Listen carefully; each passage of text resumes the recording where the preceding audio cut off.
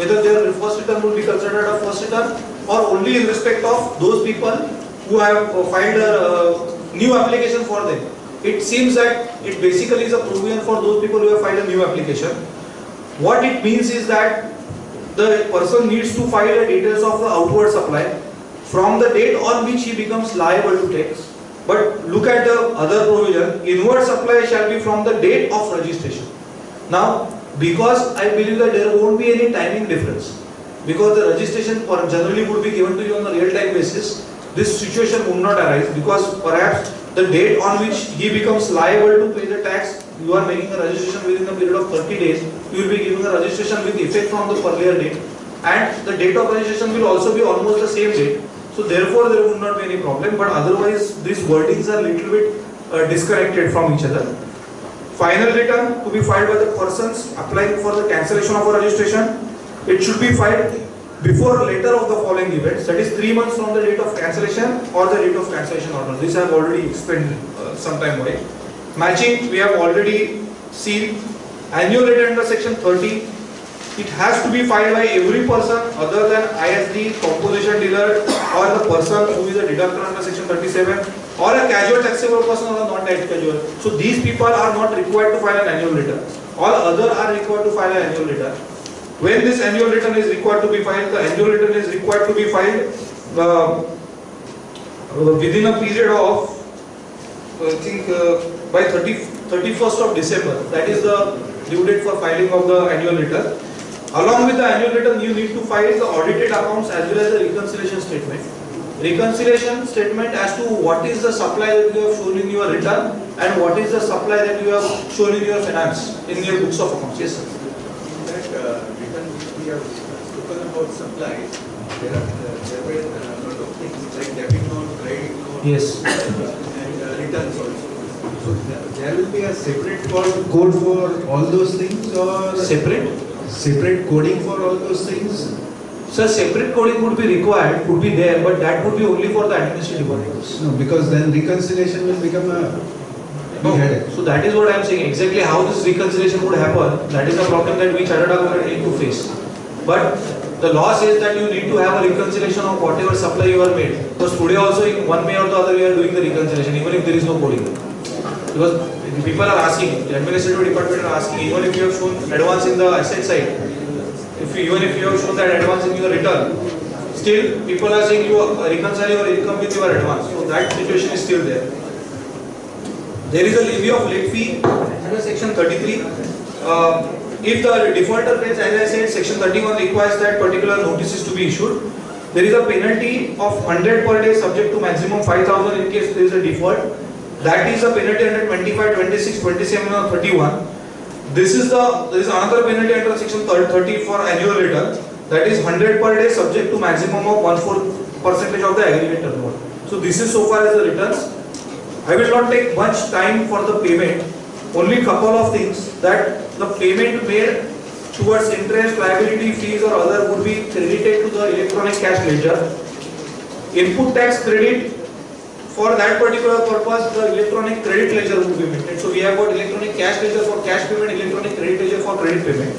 Cash ledger can be used for payment of anything, interest, penalty, fee or anything.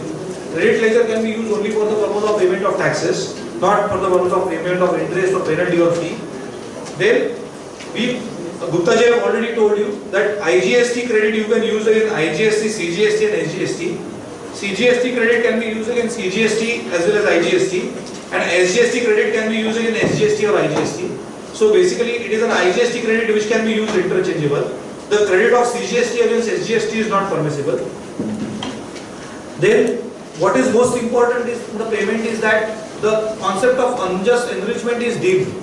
So it is deemed that whenever you are making a payment, the burden of that particular payment has been passed to the supplier unless you are proving it otherwise. The order in which the payment should be made is this, that whenever you are making the payment, it will be first adjusted against your returns of the previous period, then the returns of the current period, and in case there is any adjudication demand arising out of section 51, arising out of whatever inquiry has been conducted, then lastly it would be adjusted against this. Then we have got section 7.3 dealing with the payment of the reverse charge mechanism. As Sundir bhai must have already told that there is no concept of partial reverse charge now. Either there is a full reverse charge or there is a direct charge. it has to be paid by the receiver only. So like that, section 7.3 is collection mechanism also deals with the payment. We have got section 37 deals with the deduction of tax at source, which I have already explained. Section 43B is basically tax collected at source. This is a provision which is applicable for e-commerce transactions. Every person who is doing a supply of goods or services through an e-commerce transaction is required to collect tax or source from whatever supply that these people are making through e-commerce transaction, and the return of that particular supply needs to be filed. So this is again one kind of a methodology of collecting the taxes or making the payment of taxes. When it comes to the business process, as I said, there will be one single challan for the making of payment of all taxes. Whether it's a CGST, SGST or IGST, different codes will be given and different headings are also given, that is interest, penalty, tax, etc. Unfortunately, pre-deposit amounts, the separate coding is not given, but perhaps the law is in evolving stage. It will also contain other details like GSTN number, details of the instrument, paid challan information, that is bank reference number. Bank reference number is basically, if you go through the business process, what it means is that it is generated the moment your payment is successful. So it is basically a fact that your bank has acknowledged that that particular payment is made by it.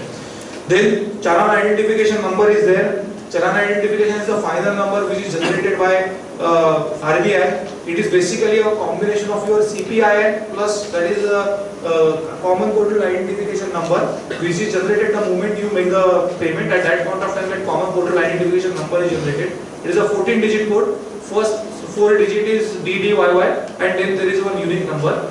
To that, when the RBI acknowledges the payment, the 3 digits are added, and like that your common identification number is generated. Then we have got a bank reference number I have already said. In case of RTGS, there are some facilities for offline payment. Those who do not have a possibility of, or there are some exemptions given for offline payment, online payment not required. So in that particular case, RTGS unique number would be generated, not the bank reference number, but this RTGS unique reference will be generated only after the RBI acknowledges the payment. So like that, some kind of a process is involved and has been explained in the business process. Most important thing, what would happen if there is an error in the challan? If there is an error in IGST payment I have shown against SGST code or vice versa, what would happen if instead of GSTIN of this SSC I have taken the GSTIN of other SSC? What would happen if there is an excess payment? Unfortunately and very sadly, the business process clearly says that no correction mechanism is provided in this case. In the first case where you are making different GSTIN number, it is saying that for us there is no question because we have already received the payment. So it is for the accountant, chartered accountant who have put that under your supplier, you yourself do whatever you want and you settle a dispute on your own. We are not concerned with anything. That is what has been specifically mentioned in the business process report. Then in the second case, where there is a IGST payment is erroneously made against CGST, SGST, change of heads, they are saying that you nothing doing. At that particular point of time, you have to take a refund of the amount that has been erroneously paid, and in other words, you have to make the payment of the correct code separately. Third, when there is an excess payment made, they are saying that there is some adjustment which would be permissible subject to certain conditions. So that particular adjustment, what are the conditions, perhaps when we are dealing with the refund related process, it will come to know. Coming back to the refund, section 38 of the Act deals with refund. First of all, what is included in the refund? Tax on goods and services exported out of India. So first, that is the tax on the goods itself which you are going to export, goods and services. Second is tax on inputs and input services used in the goods which are exported. So now we are dealing with the inputs or input services. Then there is a tax on goods regarded as deemed export. So we have got the exported out of India. Exported out of India has been defined specifically as taking the goods from India outside India. Like that, we have got deemed export concepts. Deemed exports means actually there is no taking of goods outside India.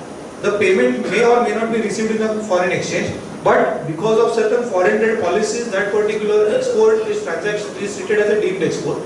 So perhaps there is a chapter dealing in the chapter in foreign trade policy dealing with these kinds of export. It includes your SEZ transaction, your export-oriented units, some of the international projects. So like that, various transactions are included in the deemed export category. Then this is the most important, and certain unutilized input tax credit. Now here I have got a question that I will ask you a little bit later before we part, but only certain types of unutilized input tax credit would be allowed by way of a refund. Not all the credit. What are those credits that we will see? This is most important. What is the application for refund? What is the due date? It is saying that application should be made within a period of 2 years from the relevant date. But if you have made the payment under protest, then in that particular case, no time limit would be applicable. So this is a welcome thing. Even earlier, if you see the business process, 1 year time period was given. Now that particular time limit has increased to 2 years. So I believe that is a substantial period. And in case of protest, when there is a dispute, the time limit is not applicable. That is also a good thing. What is the relevant date? Explanation B, section 38 deals with that. Depending upon what are the types of refunds that you are claiming. The first type is refund of tax on goods exported out of India. So you have paid the export duty on the goods which are exported out of India, and now you are claiming the refund for it. So what is the relevant rate for it? So there are 3 possibilities they have considered. One is transportation by sea or air, that is export by sea or air. At that point of time, the time when the ship or aircraft leaves India, I believe the net export order, that is what they are considering. And see, today the contemplation on the basic exemption is that the records or the database of IGAT and GST portal would be integrated. So all these database as to when the goods leave India would be automatically available. What are the invoices? All these details would be automatically available with the department, because they would be able to get the details directly from the IGAT. So the documentation would be lesser. That is what has been contemplated in the refund processing. In case of land, when the goods passes the frontier, that is the event. And in case of post, dispatch of goods by the post concerned to the place outside India. So in the post we have got this tracking system. So from the tracking system we would be able to know when the goods have been dispatched outside India. So that date would be considered as the date, relevant date for the purpose of claiming the refund. In case of deemed export, it is the date on which return relating to the deemed export goods has been filed. So that is the date. I didn't get this. Goods returned for being remade, refined, reconditioned or subject to any other process in any place of business. I have not gone through the law very extensively, but I didn't find any references of this particular. If anybody wants to share, it can share. But I didn't get as to whether a refund. It seems that refund would be applicable in such case when the goods are temporarily returned to the supplier for further processing or for the purpose of refining, reconditioning and taking it back. So perhaps some kind of, instead of making the payment of tax or instead of credit system, there would be some kind of a refund mechanism which might be there contemplated in that. So we need to really see what are the, because notified activities are one of the things which are not yet clear. Then in that case it is a date of entry into the place of business of such person. Excess tax paid under the provisional assessment. Relevant date is the date on which the provisional assessment gets finalized. So that is the date of final order. At that point of time only you can claim for return within 2 years of that. Now please note, this is a relevant date. 2 years from this would be the time limit. Then these are all related to the goods. Now coming to the export of service. Again, export of service out of India, if you have paid taxes on the services exported, then also this is applicable. Or in case of inputs, all input services used for the purpose of export also this is applicable. What is the relevant date? It says that if your service is complete prior to the payment, then this is the date of receipt of a foreign exchange. That is the date. So it's a very liberal. They are saying if your service is already complete, that means your export is already over. Then your refund will start from the date when you actually receive the payment. So your foreign inward remittances, your what they call it is a foreign currency remittances, FCR. Those would be relevant in this particular case, as well as your invoice copies would be relevant. If you have already received the payment earlier because of the export in advance payment, then they do not want you to file a refund claim immediately at the time of getting the money. They are saying unless until your invoice is raised, you cannot make the refund claim. So the date for application of the refund will be within 2 years from the date on which actually raised the invoice. So this is what the provisions related to the relevant date. Then coming back to the certain unutilized credit, we were discussing some time back as to whether the credit of SGST of one state can be utilized against the credit of SGST of another state, or the credit of IGST of one state can be utilized against the credit of. I will not answer the question at the moment. I do have some views on it, but still, let us assume that it is not available, it is not applicable.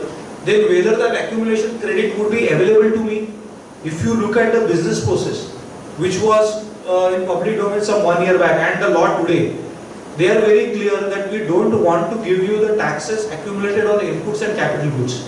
What we want to give you is only the taxes where there is an inverted duty structure, or the taxes where there is a reverse charge mechanism. That is accumulation of credit due to reverse charge mechanism. Now in this particular final draft of the model GST law, they do have taken the care of credit accumulated on account of inverted duty structure. But the RCM, they have not stated anything. They have stated that when there is an export without payment of duty, at that point of time some credit would be available with you. So that particular credit also you can claim as refund. So the question, the promotion that they are going to make is that now there is, so far as inputs are concerned, there is no question of giving a threshold exemption right since at the time of supply. So for every supplier, when the particular payment is given to you, when you are making the payment, when the supply comes to you, you will have to make the payment and then you go for a refund. So that is what this particular scheme of GST is all about when it comes to return. For this particular period, claim the refund of unutilized credit, the relevant date is the end of the financial year in which such claim of refund arises. So that is the relevant date. Now, what are the circumstances in which the unutilized input credit can be withheld or appropriated? So this is most important. If a registered taxable person has defaulted in furnishing of return, then till the time he furnishes the return, the authorities have what a right to deny him or withhold him the credit. So at that point of time, maybe the refund order may be passed, but your refund would not be processed till you file your returns and pay under entire tax liability. Subsequently, suppose in that particular case, our order is framed against you. In this particular case, within a specified date, that is the relevant date. What is the specified date? That is the date for withholding of the refund. Now, please note. What is the date? Suppose the appeal has not been filed, then it is the last date of filing of the appeal. That means that till the time you have filed the appeal, they can withhold your refund. We can withhold you. So basically, your refund is rejected. You applied for an appeal, or or basically your refund is granted, and within 30 days or whatever time limit is prescribed, the department went into appeal. It is the last date of appeal. Even if they don't give you, there is nothing to worry. They will say we will not give you. The letter is more dangerous. What says that appeal is already filed? Then we will not grant you the refund unless and until the 30 days have passed from the date of filing of the appeal. That means if you want to really get a refund, you will have to get a stay order on the operation of this particular order within the period of 30 days. If you don't get a stay order within a period of 30 days, then the refund will not be granted to you, it will not be processed to you. That is what it seems when it comes to the refund, when the points are in dispute. Relevant date. What happens when the refund is in pending? Again, what is the relevant date in this particular case? As we have seen that in case of disputes, payment in disputes under protest, the time limit does not apply. But still, it seems that in certain cases, the relevant date is a date. It means that suppose a particular authority gives the order in your favor, then the department went into appeal. Then the matter was decided in favor of the department. You again went into the appeal, and then subsequently the appeal is decided in your favor. So in this entire process, you have already made the payment. In this particular case, if you have to file a refund application, in the business process it was says that there is no need to file a refund application. But it appears that in this particular case, you will have to file a refund application. In that case, what is the relevant date? It is a date of communication of such judgment, degree or degree within which you need to file a refund application. So there is little bit dilemma as to when you are making the payment under protest, whether this time limit is applicable. If it is not applicable, then what would happen to this? Perhaps these could be the cases where you have not made the payment under protest, but still you have contested the matter, and subsequently that particular refund becomes due to you because of the order of the court. So that could be the case. Then this is also very draconian provisions, section 38(9). there is a power to withhold the refund pending the proceedings if the order give rise to refund is subject matter of appeal. That means the appeal is already filed by the department. The refund is already processed in your favor, but department has filed an appeal. If that is the case, then they can withhold the refund after giving you an opportunity of being heard. If they think that it is in their revenue's interest to withhold the refund, then further proceeding, that means appeal is decided against them, but now they are preparing for filing of the next level appeal.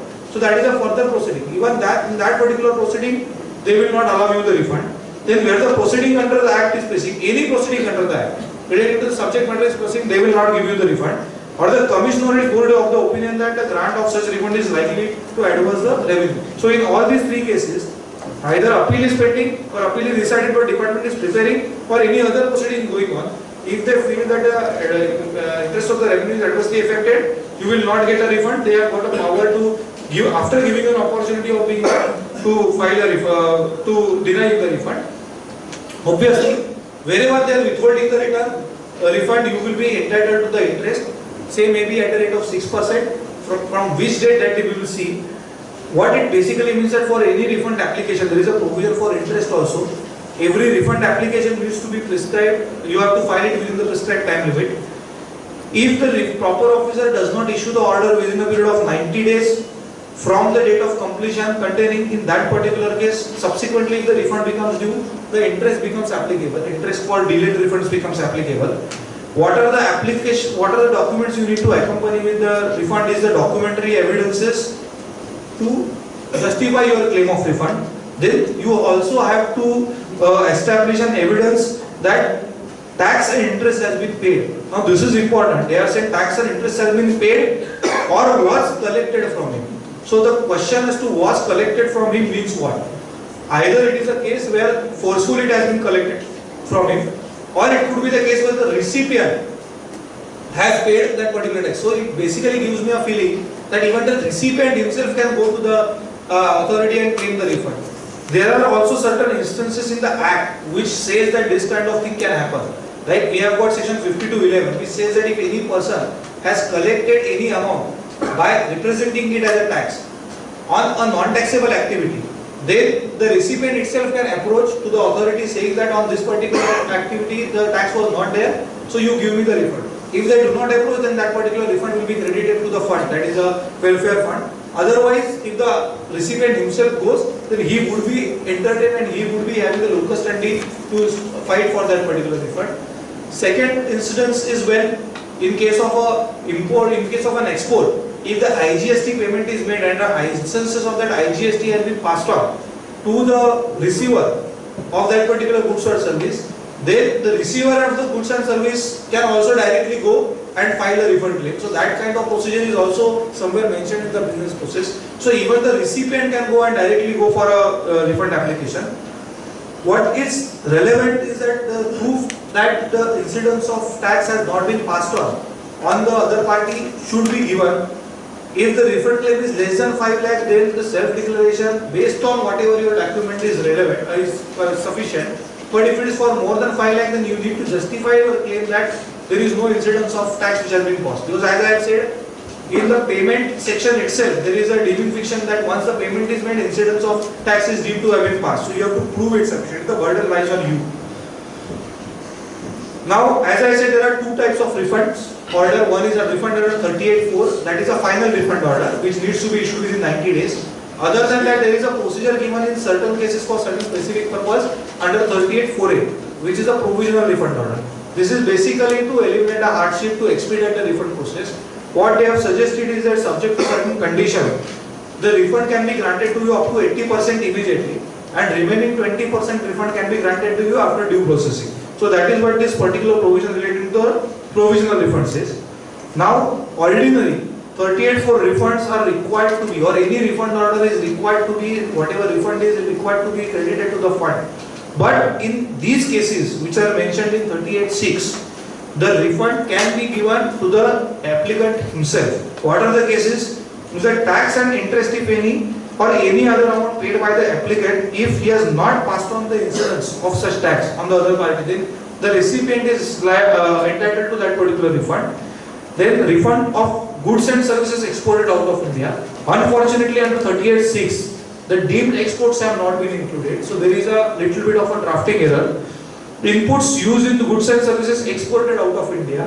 So input services again has not been included over here. So there is again a drafting error. Refund of certain unutilized input credit under 38(2). As I have already mentioned, RCA cases are not included over there. And normal input credit accumulation is basically not included at all. So that is somewhat which appears to be a perverse. In the tax or interest borne by such other class of applicant as the central government on recommendation of the council may notify. So these are the people who are entitled to claim the refund. Other than that, if anybody goes, then he is not entitled to refund. Now, what are the repercussions? This is the most important. As he was suggesting, we were discussing some provisions. See, what they have stated is, notwithstanding anything contained to the contrary, contained in any judgment, decree, order, or any direction of the appellate tribunal or court, or in any provisions of the Act or rules and manner, under any law of the time, no refund shall be permitted except as provided in subsection 6. So, when the applicant is making, only in these cases he would be entitled to refund. In other cases, he would not be. What it means? Suppose there is an IGST payment which is made by me, and subsequently department comes to me and says, no, this is IGST is wrong. You have to pay a CGST, SGST. I have collected from the other party the payment by showing that into the invoice is an IGST. So, in spite of that, I need to make the payment of CGST, SGST, which is a right levy. The question now arises as to whether I can take a refund of that IGST. The authority will say you have already passed on the incidence, so that particular 38(6) is not applicable. Even if matter goes to court in good thing decides that okay, the person has wrongly considered it that he has already paid, there is a double taxation without authority levy, so you refund it. Still, unless and until 38(6) conditions are fulfilled, even the court order would not be relevant. So that is what this entire provisions can be made use of. So the provision is simple, but if you see the repercussions, they are dangerous. Then, if the amount is less than 1,000 rupees, then no refund should be applicable. Refund interest should be within period of, if the refund is not processed within a period of 90 days, then your refund meter starts till the date of payment. Then, as I said, when there is a refund passed based on the order of the appellate proceedings, then what would happen? Suppose I have made the payment and the matter is in appeal. First appeal was, refund was denied to me. I have made an application, but the refund was denied to me. At that point of time, I went to an appeal and appellate authority gives the order in my favor. At that point of time, since when my refund interest would start? What it means is that it would be deemed that the order given by the tribunal would be the order under 38(4), and therefore 90 days period which is prescribed from the date of application, the same period would be applicable, and after the 90 days period over, in spite of when the tribunal or a particular decision decides the matter in your favor, from that 91st day till the date of which you are getting the payment, till the entire period you may be entitled to the refund. Again, when the payment is made under protest, at that point of time also they are very clear. When the payment is made under protest, and suppose under coercion, under protest some payment has been made, then your interest meter will start from the date of payment of the disputed amount, not even refund application. From the date of payment of the disputed amount till the date on which you actually that particular payment is made to you. So this is so far as the interest related, so that they are saying that refund in respect of pre-deposit. We have got section 50 to 53. I have already explained to you what it means. Basically, amount collected by a person representing it as tax. If the amount is basically collected on non-taxable supply, then the other party can directly approach for refund claims, and other provisions of the refund would be applicable. We have got section 66. If the person fraudulently obtains the refund of any CGST, SGST, it is an offence. All the provisions relating to offence would be applicable. Section 154, 158, 157, 155 are the transitionary provisions. Very important. Pending refunds claim to be disposed of under the earlier laws. So if you have already made an application for refund and in the meanwhile appointed date comes, then those applications would be decided in accordance with the provisions of the earlier law. If the refund is rejected, do you have an authority to go for an appeal? Answer seems to be no. Because what they have said, if the refund is rejected, there is no further remedy available to you. So that is something which appears to be very bad. That in spite of the fact that the person may be having a recourse, he may be having a real dispute, Still, once it is refunded, if it is rejected once and for all. So that one needs to really take care of. 158 deals with the treatment of the amount refunded pursuant to revision of return. 157 deals with the treatment refunded in the course of adjudication proceeding.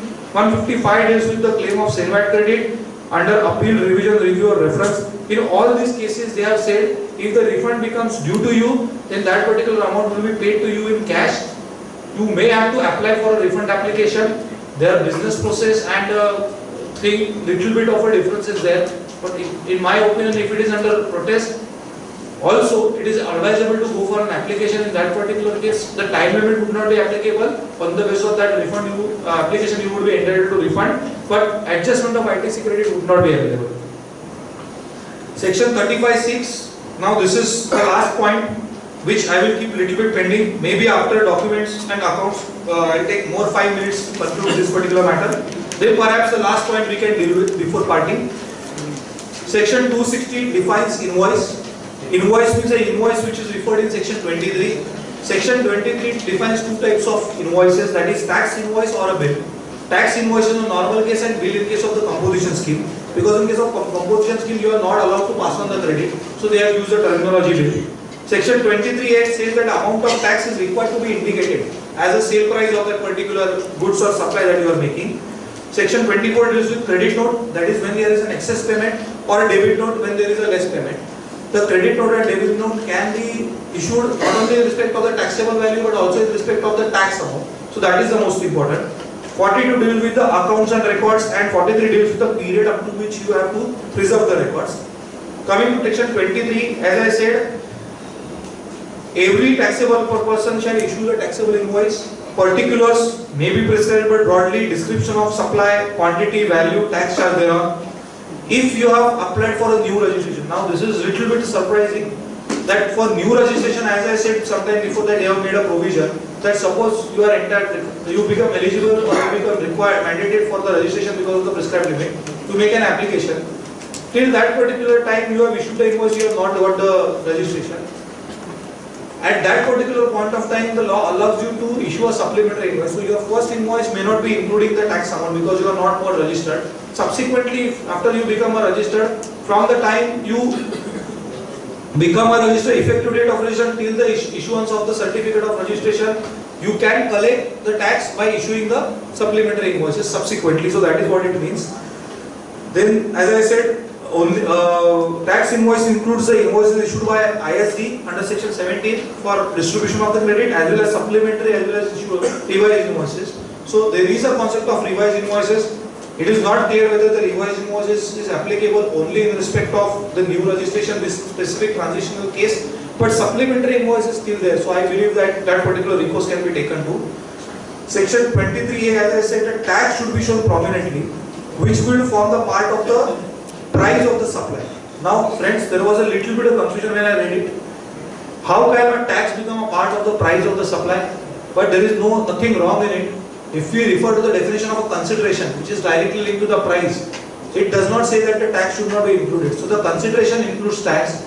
It is a taxable value which can be lower than the consideration because it is a taxable value which does not include the amount of tax. So the price basically is a consideration. So whatever tax is included in the price, that particular tax needs to be shown on the tax invoice. That is what it means. In case of credit note and debit note, as I have said already, that taxable value, for that taxable value also you can raise invoice, and for only tax amount also you can raise that credit note. In our example, we have seen specifically 10 rupees. That was only for the tax amount. So for that particular thing you can raise a credit note or debit note as the case may be. The maximum limit for raising of this credit note and debit note is the 30th day of the September or the last date of financial year. Filing of annual return, which is 31st of December. So that you need to keep in mind. You cannot be indefinitely keep on going issuing the credit note and debit note in respect of one financial period. So now every rectification, every revision basically has got a fixed timeline of that 18 months or 20 months as the case may be, 21 months as the case may be. When to show it in the return, as soon as that particular credit note or debit note is received, at that point of time ideally you should show. But subsequent return also you can show it provided it does not exceed the prescribed limit which is given over here. So it does not mean that at the very same time you have to show it. Even in the subsequent time you can show it. So that is what it means. accounts needs to be kept at a principal place of business. The true and correct account, what are the documents, the accounts of production of manufacture of goods, inward outward supply, stock of goods, input credit availed, output tax supplied paid, and such other particulars as may be prescribed. If there are more than one place of business, then the records pertaining to those more than one place of business should also be kept at a principal place of business. Principal place of business is defined. It is a place of business which is shown as the principal place of business by the time of taking the registration.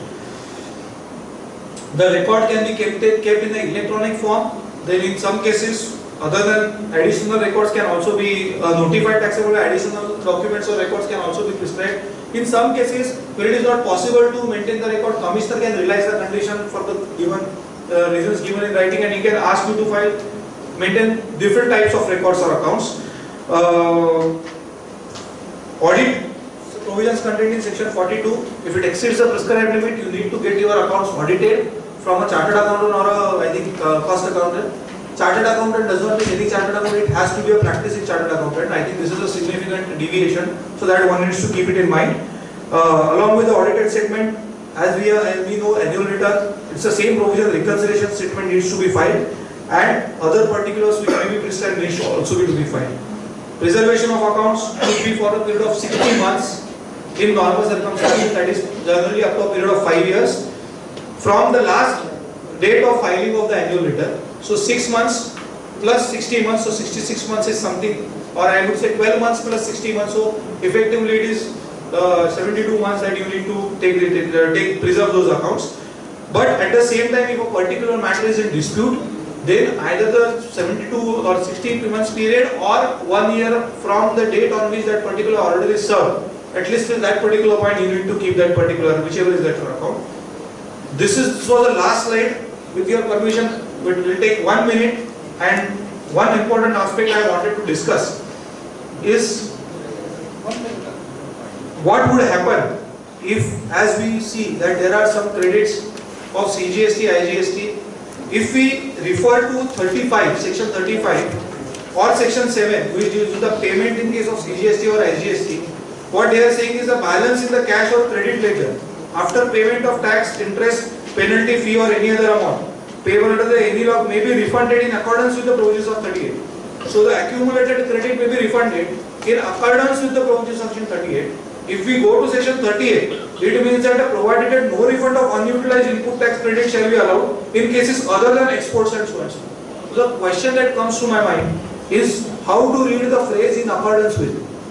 Whether in accordance with only denotes a procedure or it also bars, because there is nothing in section 35 allows you to take a credit, allows you to take a refund, but section 38 bars you from taking the refund except in the cases which are mentioned in it. So that is going to be a big issue.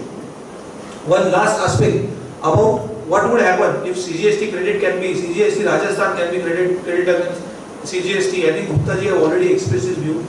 I think I should share a little bit of more information which I believe I should.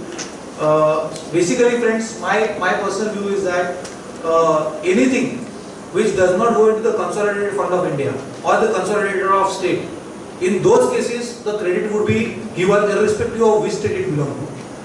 When it comes to provisions of the constitution, if you see today, there are article 268, 268, 269, 269A and 270.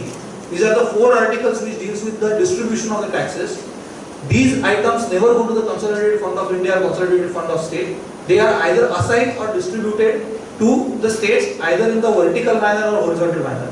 Vertical distribution basically means that how much of these taxes pertains to the center and how much of these taxes pertains to the state. Horizontal distribution means how much of the state portion is to be distributed to which portion, which state. So all those items, even SGST which is used for the purpose of IGST, never goes into the consolidated fund of state. That means the credit of SGST irrespective of any state, if it is used for the purpose of making the payment of IGST, the constitution has made provisions that you can adjust it. Instrumentalities needs to be worked out. What is not allowed according to me is that there is no provision under the law, under the constitution, by which the state revenue which is going or forming part of the consolidated fund of state can be apportioned between different states. So once an SGST is collected by one particular state, it is not used for the purpose of payment of IGST. that particular revenue goes to the consolidated fund of state. That the amount which goes to the consolidated fund of one state, it cannot be given to another state. There is no mechanism prescribed, to my knowledge, either in constitution or in the GST bill, or whether the powers are given to the GST council. No specific powers have been given to the GST council to determine that. So SGST of one state cannot be utilized against SGST of another state. That appears to be the legal, that appears to be a legal restriction. But the credit of CGST against IGST, or credit of IGST against SGST, or credit of SGST against IGST, irrespective of the states, I believe there is no legal lacuna. System needs to be worked out, but the credit would be available. With this, I thank you very much for this patient listening. I must have exceeded my time by around 15 minutes. I am sorry for it, but I believe that I have tried to make justice to the topic, not making you more procedural, perhaps introducing some of the concepts which some of you may be confused with, some of you may be having some thought process in mind which you may be taking up with you at home. So I thank you very much. A very good night and a very good evening. Thank you.